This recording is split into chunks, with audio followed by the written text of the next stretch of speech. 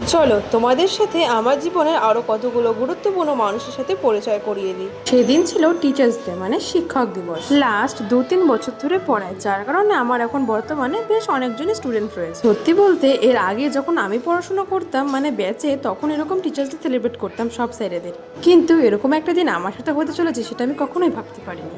এমনি লাস্ট কয়েক বছরে টিচার্স ডেতে সবার কাছ থেকে মানে সব স্টুডেন্টদের কাছ থেকে আমি পেন টেন এসবই পেতাম।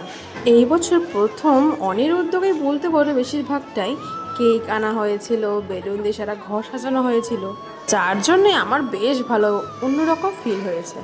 আসলে ছোটবেলা থেকে যেটা আমি আমার স্যারেদের জন্য করেছি, আজকে সেই রকমই একটা জিনিস আমার সাথে হচ্ছে, তো বিষয়টা বেশ আনন্দ লেগেছিল আমার। তো বলি আজকে টিচার্স ডেতে এখানে কয়েকজন ঠিক এসেছিল।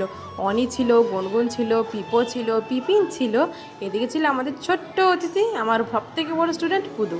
মোটামুটি সবাই আমাকে একটা করে পেনই দিয়েছে। শুধু পিপোর মাই পরের দিন যখন পড়াতে গিয়েছিলাম তখন আমাকে একটা ক্লাচার দিয়েছিল। যাই হোক, আজকে তো টিচার্স ডে সেলিব্রেশনের সাথে কেক কাটার সাথে সাথেও এখানে নাচ গান অনেকে যে যেটা পেরেছে সে সেটাই করেছিল। চলো সেইগুলোর কিছু মুহূর্ত শুনে নেওয়া যাক। মধুর চেয়েও আছে মধু, সে যে আমার দেশের মাটি, আমার দেশের পথের দোলা, পথে ধুলা, চুপ কর না। ধুলা কাটি কোথায় গেছিলে ধুলো। আচ্ছা এটা কি তোমরা বুঝতে পারলে আর কবিতাটা একদম জঘন্য। আর আমি ভয়েস ওভার দেবো না, বাকি ভিডিওটা তোমরা সুন্দর একটি গানের মিউজিকের সাথে সাথে উপভোগ করো।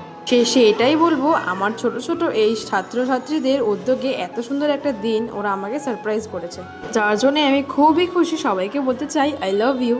তোরা বা তোমরা অনেক বড় হও, আর আশা করব তোমাদের সাথেও এরকম অনেক সুন্দর সুন্দর মুহূর্ত তৈরি হবে ভবিষ্যতে।